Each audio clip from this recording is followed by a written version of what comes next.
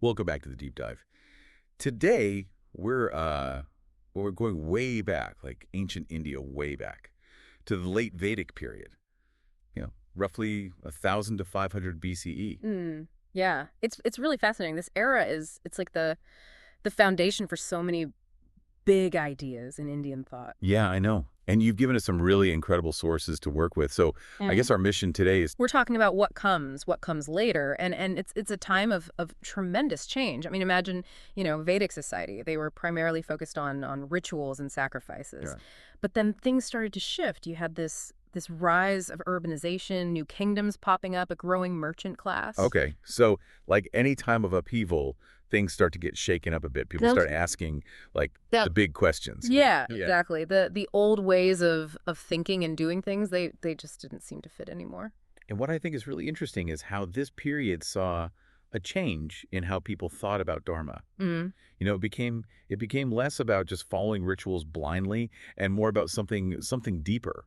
Absolutely. It's like Dharma got an upgrade. Instead of just focusing on those outward actions and rituals, Yeah. thinkers started to explore the inner ethical core of Dharma. It became more about cultivating virtues like honesty, nonviolence, self-control. Hmm. So it's almost like a shift from, doing the right thing to being the right kind of person. Yeah. Like your character. That's a great way to put it. And this shift wasn't just theoretical, it had real-world implications. Oh, I bet. Give me an example. Okay, so think about the growing merchant class. This was a new phenomenon in Vedic society. Suddenly, you had people accumulating wealth through trade. Right. And this raised all sorts of ethical questions, like, was it ethical to profit from trade? What were the limits of accumulating wealth? Yeah. It's like a whole new set of problems. Exactly, and these questions forced people to really grapple with the essence of right action in a changing world. So Dharma is getting more complex. It's becoming less about blind obedience and more about individual moral responsibility. I like it. It's like an ethical evolution. It is, and at the same time that all this was happening with Dharma, people were also starting to grapple with the very nature of the self.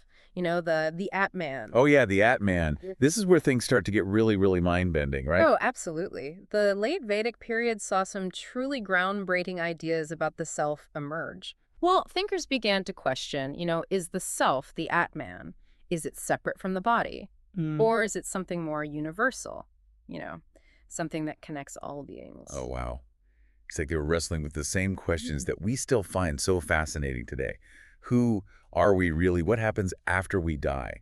Is there a part of us that lives on? Precisely. And Yeah. some of the answers they came up with they were revolutionary, for instance. The idea that the individual self, the Atman, is ultimately identical to Brahman. Brahman. Yes.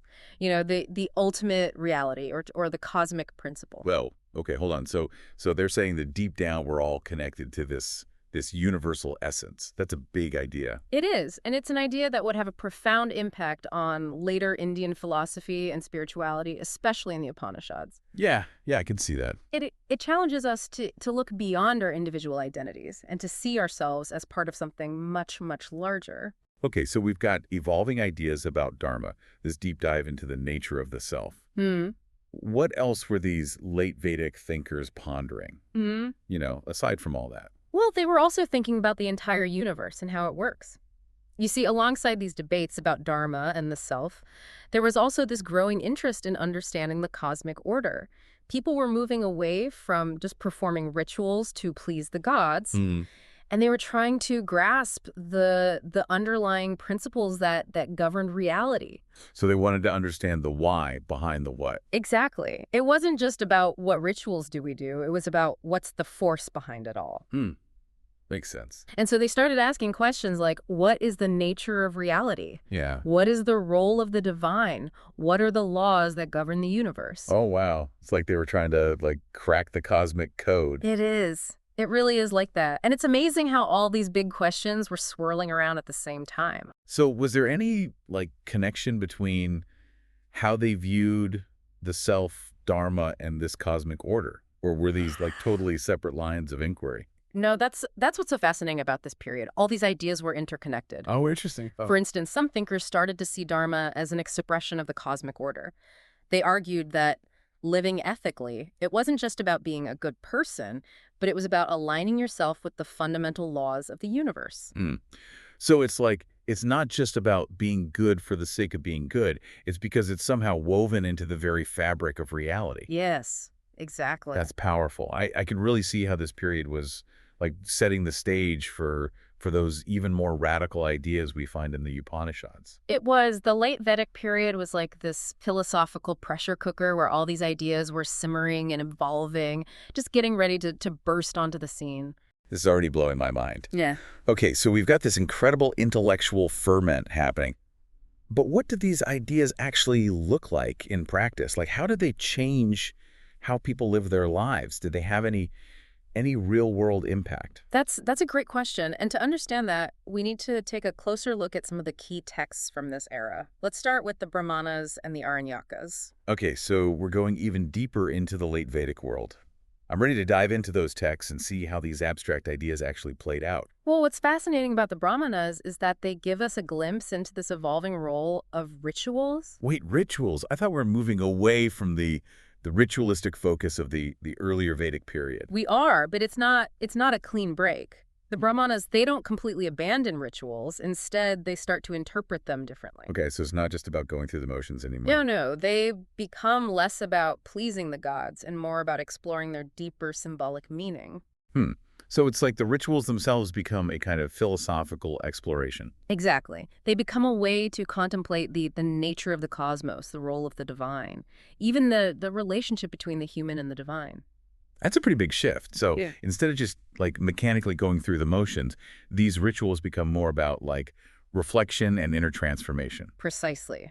And this shift, it becomes even more pronounced in the Aranakas, which literally means forest treatises. Forest treatises. Okay, why forest? Well, because the Aranyakas, they reflect this growing trend of individuals retreating to the forests for contemplation and spiritual practice. So it's like the ancient Indian version of going off the grid, finding enlightenment in nature. You could say that. The Aranyakas, they delve even deeper into philosophical and mystical themes, exploring the nature of reality, the self, the ultimate goal of human existence. Sounds intense. It is. And it really does sound like these texts are getting us closer and closer to that kind of abstract introspective thinking that we associate with the Upanishads. You do. It's like they're the bridge between the ritualistic world of the earlier Vedas and the more philosophical world of the Upanishads. Yeah. Okay, so we've gone from elaborate rituals to exploring their deeper meaning, to retreating to the forests for contemplation.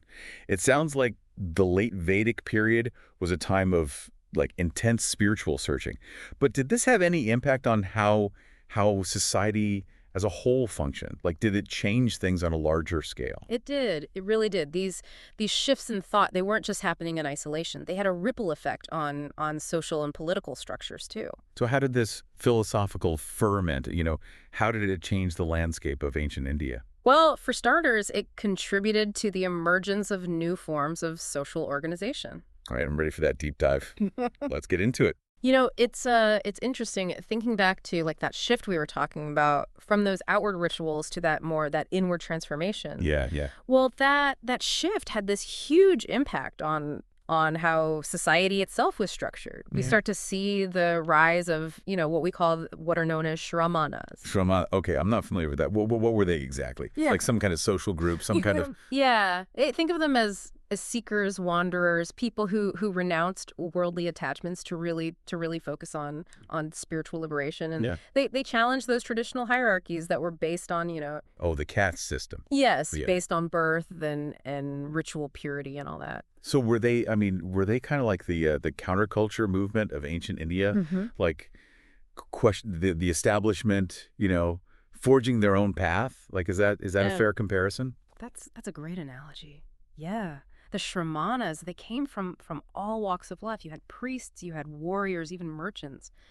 And they lived these very simple lives, They meditated, they debated philosophical ideas. It sounds like a pretty radical departure from the norm. It was. I mean, how do people react to these shramanas? Like, was it welcomed? Was it? It was definitely disruptive. I mean, some people, they saw them as wise teachers, Yeah. But others viewed them with a lot of suspicion as this threat to the established way of life, and this tension between those who clung to those traditional norms and those who were seeking new paths to truth. Well, that would become a recurring theme in Indian history. Yeah, I mean, it's amazing how these like philosophical ideas could shake up the very foundations of a society. It's fascinating. And it's also like really interesting to me how this period, set the stage for the rise of new religious movements. Mm.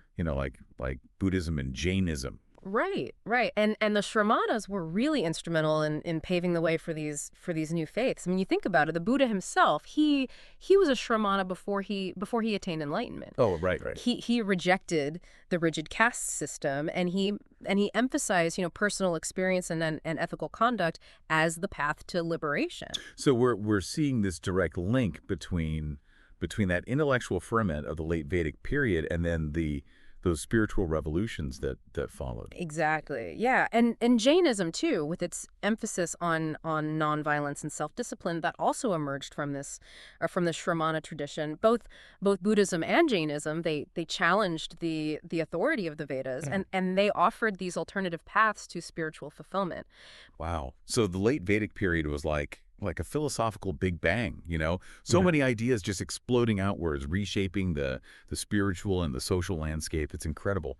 Did this period, did it leave us with any written works, any texts that give us like a more direct window into these debates that were happening? It did, and this is where the Upanishads come in. They're like the culmination of the late Vedic period. They're Okay. this collection of texts that really delve deep into the nature of reality, the self, and the ultimate goal of human existence. So if the Brahmanas and the Aranyakas were like the bridge, then the Upanishads are the destination. Like, is that That's a great way to put it. okay? Yeah, they're considered some of the most profound and influential texts in Indian thought, and they're still studied and debated today, which is amazing. Wow.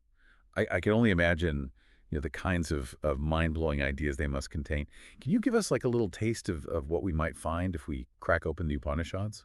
Well, imagine, these dialogues between teachers and students exploring questions like, what is the self? Yeah. What happens after death? What is the nature of reality? Yeah. And they use all these metaphors and stories and logical arguments to really explore these profound themes. It sounds like a philosophical treasure trove. Yeah, it is. It is. I'm definitely adding the Upanishads to my reading list. You should. But before we get lost in those ancient texts, I'm curious about, how this period, how it influenced like later Indian philosophy. Did those later thinkers just like accept the Upanishadic ideas? Or did they challenge them? Did they reinterpret them? That's what's so great about Indian philosophy. It's a living tradition. Yeah. The ideas of the Upanishads, they didn't just sit there gathering dust. Yeah. They became the foundation for centuries of debate and interpretation. So it was like an ongoing conversation. It was, with each generation adding their own insights and perspectives. I love it. It's like a philosophical relay race. It is, and different schools of thought emerged, each offering their own take on the key concepts from the Upanishads. Okay. For example, the Samkhya school, they focused on the duality of matter and consciousness. Okay. While the yoga school, they developed practices to achieve liberation through self-discipline and meditation. So even within the broad framework of the Upanishads, there was still a lot of diversity of thought. Like people weren't just all on the same page. Absolutely, yeah. There was a lot of debate, and this diversity. This is what makes Indian philosophy so rich and vibrant. It's not a monolithic system of beliefs. It's more like this dynamic tapestry of ideas, constantly evolving and adapting. I like that. That's a great image. It sounds like the late Vedic period really planted the seeds for this incredible intellectual ecosystem that would just like flourish for centuries. Yeah. But what about the political landscape? Yeah. Was all this philosophical change just happening in a vacuum, or did it also influence the way that ancient India was governed? That's a crucial question because philosophy and politics are rarely separate, and in the case of the late Vedic period, these intellectual shifts, they had a significant impact on the emergence of new political ideas and institutions. So how did those philosophical debates, about Dharma and the cosmos and all that, how did they translate into into the real world arena of power and governance? Well, one of the most significant developments was the rise of what's known as the Janapada system. Okay, new word for me. Yeah. What's that? Some Yeah. kind of political structure. Essentially, yes. Yeah. The Janapadas, they were territorial units like small kingdoms or city-states that emerged during this period, and they challenged those older tribal structures. And, Right. and they really paved the way for the rise of larger empires. So we're seeing a shift from those smaller, more kinship-based societies to more complex, territorial states. Precisely, yeah, and this shift it was influenced by the philosophical debates of the time. Yeah. The concept of dharma, with its emphasis on righteous conduct and social order, that played a key role in legitimizing the authority of rulers Yeah. and shaping the laws and institutions of these emerging states. So Dharma wasn't just a personal code of ethics anymore. It was also becoming a political principle. Exactly. Yeah, it was used to define the duties of rulers, the rights of citizens, and just the overall framework for a just and harmonious society. That's fascinating. So the same ideas that were prompting, individuals to question their place in the universe, Yeah. they were also shaping the political structures that govern their lives. Yeah, that's the beauty of this period. The personal and the political were totally intertwined. Yeah. The quest for spiritual liberation and the quest for a just and harmonious society were seen as two sides of the same coin. Okay, so we've got these Janapadas emerging Yeah. with Dharma as this guiding principle. But did this lead to any specific forms of government? Were they monarchies? Were they republics? Or something else? Well, that's where things get even more interesting. The late Vedic period, it saw this variety of political systems emerge. All right, let's get into that. So yeah, like a real mix of political models, huh? Not like a one-size-fits-all situation. Nope, not at all. Some of those Janapadas were monarchies, with a king in charge. Right. While others developed like these more oligarchic systems where power was kind of shared among a group of elites. I see.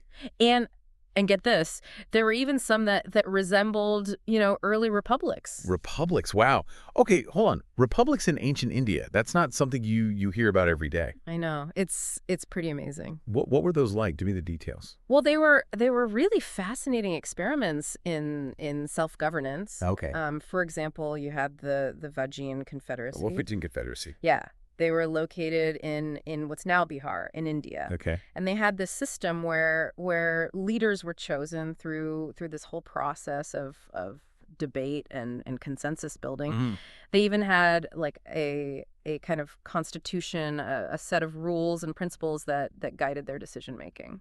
Pretty cool, huh? So like ancient Indian democracy in action. Pretty much. Wow. Makes you wonder if there are like any connections between those early republics and the later development of democratic ideas in India. That's a great question. And it's something that scholars are still kind of exploring, but it's fascinating to see how those seeds of self-governance, were sown so early in India's history. Yeah. And all this was happening alongside those big philosophical shifts we've been talking about. It's like ancient India was this laboratory for new ideas, both spiritual and political. It really was. So did this period of experimentation and innovation, did it eventually lead to the rise of larger empires? Yeah. Like as those Janapadas grew and got more powerful. It did. As the Janapadas grew in power and influence, they inevitably started clashing with each other. Right. Classic power struggles. Yeah. And some ambitious rulers emerged, guys who are looking to expand their territories and really establish their dominance. So it's like that classic story of small states, consolidating into larger empires. Exactly. And this process, it culminated in the rise of the Magadha Empire, which became one of the most powerful empires in ancient India. Magadha. Oh yeah, Magadha. Yeah. Weren't they the ones who went up against Alexander the Great? Like, weren't they his rivals? That's right. The Magadha Empire under the Nandas and then later the Mauryas. Okay. They controlled a vast swath of northern India. Yeah.